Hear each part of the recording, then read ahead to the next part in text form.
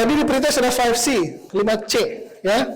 Nah, ini kira-kira kalau kita belum bisa menerapkan kompetensi sesuai dengan standar kayak PK1, PK2, PK3, minimal saya maunya kita sama-sama di Bunda 5 ini menerapkan 5C, ya.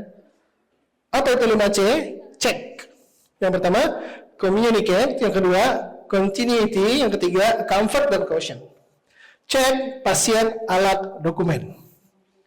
Ya, pasien sudah dicek. Dokumen ada yang sudah oke, ada yang belum. Kalau internal saja kita transfer di rumah sakit. Kalau untuk saat ini kan sekarang kita form transfer pasien kan? Nah, udah benar nggak tuh data-data form transfer pasien? Ya, terus dokumen, apalagi bentuk-bentuk dokumen, hasil penunjang misalnya, hasil radiologinya misalnya. Kalau dia sudah di CT scan, ada cetakan basahnya. Cetakan basah itu dokumen sifatnya. Ya, apa tuh semua yang berkaitan dengan hasil si pasien, pemeriksaannya kah, kertas-kertas administrasinya kah, itu dokumen sifatnya. Ya, jadi kalau kita bicara dokumen itu bukan hanya di sistem yang transfer pasien, lembar transfer pasien ya kan? Nah, bukan hanya itu. Semua yang berkaitan dengan pemeriksaan si pasien, administrasinya, surat-surat kontrolnya, nah itu semua dokumen. Itu masuk dalam checklist pertama, cek. Ya, jadi pada saat teman-teman memindahkan sampai nanti terjadi handover, kelar semuanya. Nggak ada lagi bolak-balik unit yang menerima, nelfon lagi ke unit yang ngirim. Mana ininya nggak ada, gitu. Ya. Yang kedua, communicate, koordinasi dan handover. Nah, koordinasi ini kita kurang ya. Kalau saya ngelihatnya koordinasinya kurang, komunikasinya juga kurang. Sudah koordinasinya kurang, ngomong-ngomong juga malas. Ya, ini yang mau kita rubah nih.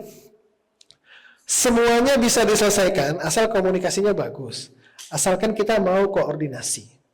Ya. Terus yang ketiga, continuity, kontinuitas perawatan. Nanti kita lanjutkan di slide selanjutnya ada penjelasannya. Oke, comfort, kenyamanan dan keamanan pasien. Yang dinilai dari comfort ini memang pasiennya. Nah, kadang kita karena manusia ya, malah mementingkan kenyamanan dan keselamatan kita dulu nih pada saat transportasi. Ya maksudnya kita bodo amat lah pasiennya gitu. Ya, posisi dia di bed kita nggak perhatikan kalau dia naik bed ya. Atau posisi kepalanya kita biarin aja di bed, atau pada saat di kursi roda pasien punggungnya nggak lurus dibiarin aja, gitu. Ada, ya. Saya lihat sendiri kok di Bunda 5 masih ada, ya. Apapun moda transportnya, mau dia pakai bed, mau dia kursi roda, mau dia pakai walker, ya. Kalau sudah ditransport, perhatikan nyaman nggak sih pasiennya dengan posisi yang kita kasih itu, ya. Dari mana tahu nyaman atau tidaknya? Kita aja. Kita nyaman nggak kayak gitu? Nah, ya, caution, kewaspadaan universal dan pencegahan cedera. Nah, ini nih poin penting juga. Apa yang terjadi kalau kejadian tidak diinginkan atau adverse event itu terjadi pada saat kita transport? Lanjut. Cek. Cek itu prinsipnya adalah persiapan dan verifikasi menyeluruh. Kondisi pasien, apakah pasien stabil untuk dipindahkan, tadi sudah kita singgung. Kemudian nilai A, B, C, airway breathing circulation, kemudian status neurologis dan lingkungan tambahannya, ya. Kemudian peralatan medis, banyak, ini semua beberapa, ya. Infus, oksigen, monitor, dan alat bantu, cek semuanya. Nih, akses IV, kecukupan cairan dalam bag, oksigen, cukup nggak, flow rate sesuai nggak. Terus kemudian monitor alat bantu, kalau memang terpasang EKG, SP2, ventilator. Dokumen yang saya singgung tadi, resume medis, surat rujukan, inform consent, hasil lab terkini, radiologi film kalau ada. Gunakan checklist, pastikan tidak ada yang terlewat. Sekarang saya tanya, checklist ini sudah ada belum? Belum ya? Oke, ini next project. Ya, sebenarnya kalau ada checklist itu akan jauh lebih mudah. Communicate, ini yang susah. Koordinasi dan komunikasi efektif.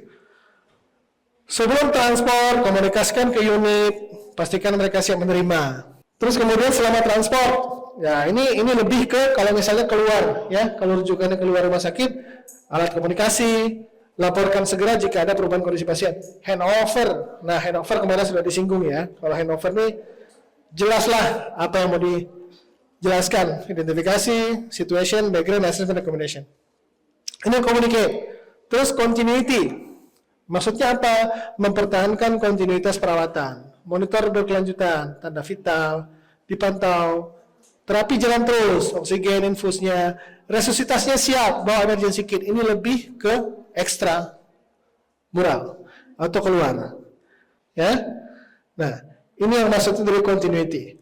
Terus kemudian comfort, posisi yang aman, pasang pengaman restraint, kemudian perlindungan dari cedera, menjaga privasi.